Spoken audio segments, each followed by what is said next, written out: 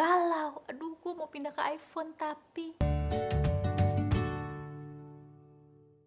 Halo, selamat datang di Apple ID bareng gue Fitri.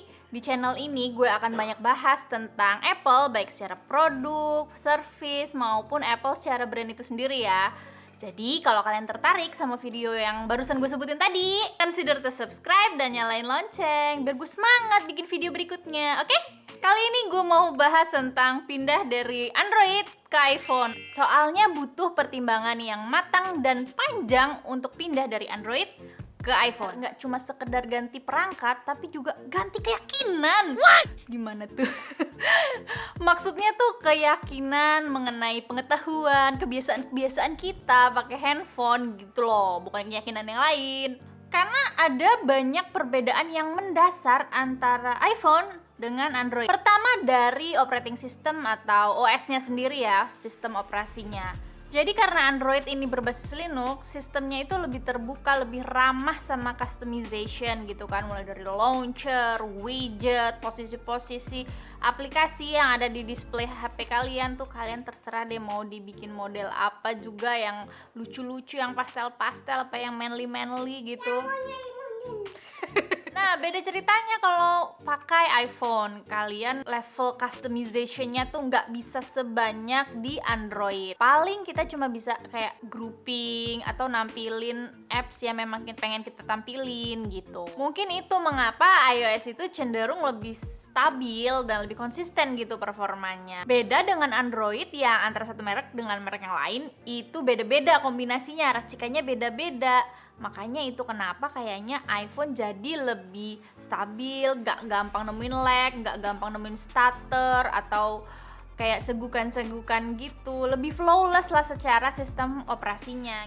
Kalau dari segi jumlah aplikasi sih kayaknya Apple sekarang meski secara angka kalah, tapi banyak loh jutaan aplikasi yang ada di App Store. Tapi kalau soal aplikasi bawaan, iOS punya beberapa aplikasi bawaan yang memang esensial untuk kita pakai sehari-hari, kayak Mail, Calendar, terus Safari gitu. Nah, beda cerita sama Android yang beda merek, kembali lagi karena beda-beda produsen, beda kostumisasi tiap produsen, kombinasinya beda-beda. Jadi kadang-kadang aplikasi bawaannya ini banyak gitu kan, dan nggak semuanya tuh esensial. Tapi sisanya sih kalau dari segi performa suatu aplikasi antara di iPhone dengan di Android phone kayaknya sih nggak jauh beda ya secara performa. Selain itu, jangan kaget kalau baru pindah ke iPhone nanti-nantinya akan sering ketemu sama yang namanya software update. iPhone itu lebih sering dapat software update dibandingkan Android. Kalau Android kadang-kadang masih ada ditunda software update-nya, kecuali untuk Google Pixel ya. Terus beberapa device misalnya yang mid-range ke bawah kadang-kadang itu nggak dapat jaminan untuk dapat software update sampai sekian tahun. Nggak lama gitu masa hidupnya kalau mau update. Nah, kalau iPhone biasanya lebih lama. Contoh aja yang terakhir itu iPhone 6s yang rilis sekitar tahun 2015, iOS 9 itu masih dapat update sampai iOS 15. Berarti sekitar 7 tahun kemudian dia masih dapat update. Nah, balik lagi soal keyakinan dalam dunia per-smartphonean. Mungkin di antara kita sering ngelihat HP Android tuh berlomba-lomba, kamera gue sekian megapiksel, sampai ratusan megapiksel. Tapi coba deh lihat spesifikasi iPhone 13 yang paling baru aja kalau nggak salah cuma 12 megapiksel. Cuma 12 megapiksel, HP apaan? Tapi yang juga harus kalian ingat, iPhone terkenal sama kamera yang jernih, kamera yang bagus, hasil foto yang bagus. Kan aneh ya? Iya, karena kalau di iPhone ukuran megapiksel bukanlah standar yang perlu kita lihat baik-baik. Kayak sehari-hari nih kita nemu momen, kita cekrek sekali gitu. Kadang-kadang kalau di handphone Android kayak, aduh ada yang blur nih atau agak fokus nih. Kalau iPhone biasanya tuh sekali cekrek ya langsung bisa dipakai gitu fotonya. Kurang-kurang dikit lah sama temen. Tapi kalau pakai iPhone untuk foto-foto nih udah cakep-cakep, bagus-bagus foto-foto. Terus mau kalian edit di komputer yang berbasis Windows, jangan kaget. Karena susah mindahnya. Gimana cara mindahnya? Paling bisa pakai cloud gitu ya, misalnya di Google Drive gitu-gitu kan. Bisa sih kayaknya itu. Tapi kayaknya kalau langsung colok drag and drop kayaknya nggak bisa teman-teman, sayang sekali gitu. Beda cerita kalau misalnya kita pakai laptop atau ekosistemnya Apple, misalnya di iPad, MacBook, iMac, cukup AirDrop, ting, beberapa detik kelar. Atau kalau kita satu iCloud, kita nggak perlu pindah-pindah transfer, pindah-pindah file juga gitu. Itu kalau ngomongin yang nggak kelihatan. Kalau yang ngomongin yang kelihatan, yang tangible berupa aksesoris nih, kalau kalian punya iPhone, kalian harus tetap deket-deket sama kabel chargernya. Karena apa? Karena portnya tuh masih lightning, kabelnya nggak bisa sharing sama teman-teman kalian, kecuali teman kalian pakai iPhone semua. Misalnya kalian punya iPhone, terus kalian punya iPad, nggak bisa sharing itu kabelnya, nggak bisa cuma bawa satu kabel doang, karena yang satu Type C, yang satu lightning. Tapi mungkin karena aksesoris, perlengkapan peripheralnya tuh mahal si Apple ini, jadi banyak aksesoris third party yang jauh lebih murah secara harga. Contoh kepala charger ya, kan sekarang kalau beli iPhone yang baru itu nggak ada kepala chargernya ya. Jadi kan kita harus punya kepala charger. Nah itu nggak perlu beli kepala charger yang aneh-aneh. Yang penting ya misalnya 20 watt aja cukup gitu, nggak perlu protokol macem-macem. Nah, udah gitu casingnya mulai dari 10.000 sampai juta-jutaan juga ada, di mall juga banyak. Nah terus ada satu lagi keyakinan yang sering bertebaran, yang sering gue baca di komen-komen orang ya, itu adalah baterainya iPhone tuh boros. Gue akui pertama kali gue beli iPhone second menjadi pertimbangan juga battery health-nya. Bagus nggak nih, tinggi nggak nih, padahal kan sebenarnya kayak gitu kalau misalnya second gitu ya, kalau penjualnya nggak jujur ya bisa-bisa aja diakalin gitu ya. Penting battery health itu, tapi namanya handphone dipakai terus lama-lama ya turun ya performanya ya. Cuma kebetulan aja si iPhone ini punya fitur untuk ngeliat battery health. Mungkin ketika nanti yang lain, katanya kan handphone lain bakalan ikut tuh ada battery health-nya gitu ya. Mungkin juga sama, namanya handphone dipakai lama-lama ya turun performanya kan. Lama-lama juga baterainya soak ya. Tapi pada dasarnya kayaknya sama aja sih ya, namanya handphone dipakai lama-lama ya habis baterainya kan. Kecuali kalau HP-nya didiemin aja.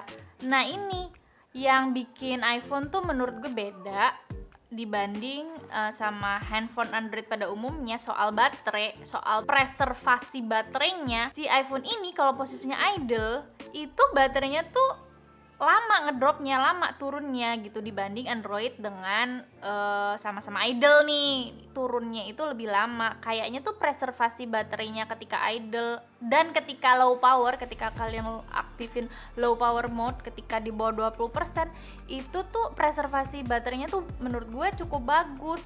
Bahkan gue pernah ngerekam dan ngedit satu video singkat posisi itu udah low power mode. Juga yang harus diingat sama teman-teman yang mau pindah dari Android ke iPhone, iPhone itu nggak punya perwakilan resmi.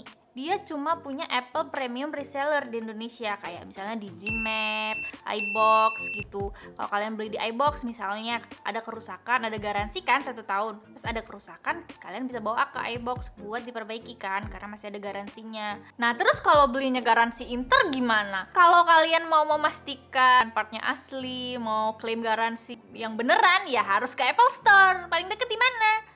Paling deket di Singapura. Tapi alhamdulillah bersyukurillah selama pakai iPhone belum pernah mengalami kerusakan gitu pas lagi selama masa garansi. Jadi gak ada alasan buat jalan-jalan ke Singapura. Mungkin itu karena iPhone itu ya terkenal sama durable ya. Dia tuh kayak tahan banting banyak banget. Kayak reviewer yang gue pakai iPhone gak pakai casing gitu ya. Kalau gue sih bukan reviewer, jadi ya pakai casing. Kalau jatuh nangis. Itu tadi hal-hal yang menurut gue bisa jadi bakal bikin kalian tuh kaget ketika kalian tuh baru pindah dari Android ke iPhone. Di luar hal itu mungkin menurut gue yang perlu kalian pikirkan panjang tentu saja tidak lain tidak bukan adalah budget. Investasi untuk beli iPhone atau produk-produk Apple yang lain itu gede, bukan barang yang murah. Kalau Android itu kan ibaratnya mulai dari 1 jutaan sampai puluhan juta juga ada. Kalian bisa menyesuaikan sama kebutuhan dan budget kalian. Tapi kalau iPhone yang terbaru itu nggak ada yang di bawah 10 juta. Yang second kayak yang udah lama-lama kayak 10R aja di marketplace, online marketplace gue cek pas gue bikin video ini itu 3 jutaan, 4 jutaan. Kayaknya 3 sampai 4 juta kalau Android tuh udah bisa dapat handphone yang baru kan. Tapi ya mungkin itu juga enaknya punya iPhone. Ketika kita mau upgrade, kita bisa jual iPhone lama kita dan harganya tuh nggak nyakit-nyakit banget gitu loh dibandingkan misalnya handphone Android yang lain. Nah makanya mengingat harganya nggak murah, terus banyak penyesuaian yang harus kita tahu, banyak mitos-mitos juga yang harus kita gali. Jadi kayaknya pindah dari Android ke iPhone itu memang sesuatu yang kalian tuh butuh banyak tanya, banyak dengerin sharing, karena akan mengubah beberapa aspek dalam hidup kalian. Jangan sampai ketika kalian udah invest gede-gede beli iPhone, terus kalian menemukan hal-hal yang gak sesuai sama diri kalian, sama kebiasaan kalian, dan itu gak bisa dikompromi sama kalian baru tahu. Jangan sampai kalian nyesek ya udah beli mahal-mahal ternyata kayak gini, gue gak cocok gitu. Itu tadi menurut gue. Kalau menurut kalian mana yang paling penting pertimbangannya selain budget? Dan barangkali ada aspek-aspek yang gak gue sebutin yang ternyata tuh penting banget, meter banget ketika kalian mau pindah dari Android ke iPhone gitu. Drop di komen ya. Sekian dari gue, Fitri. Semoga apa yang gue sampaikan ini bermanfaat buat kalian yang lagi galau. Aduh, gue mau pindah ke iPhone tapi gitu kan. Semoga membantu. Semoga kalian segera dipertemukan dengan keputusan yang terbaik. Dan jangan lupa kalau kalian suka video ini, like. Kalau kalian gak suka, kalian tahu apa yang harus kalian lakukan. Dan gue Fitri pamit. Bye.